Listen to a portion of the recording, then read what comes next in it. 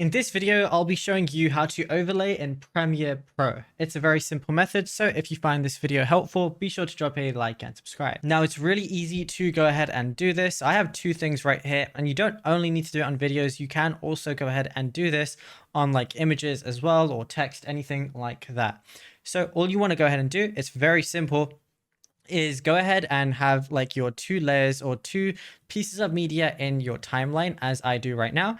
And then all you want to go ahead and do is literally just drag the second one, the one that you want on top on the timeline as well. Because whenever you do that, it's like a hierarchy system. So whatever layer is like the higher one is the one that's going to have more priority, which means the other one like literally just gets removed in a way. But let's say if I want to like change this and make this smaller or something, I could go to effect controls and just change position or change scale, and then I can make this smaller. So if I just change it like that, now it's smaller, and literally it's that simple. There's nothing else really to it.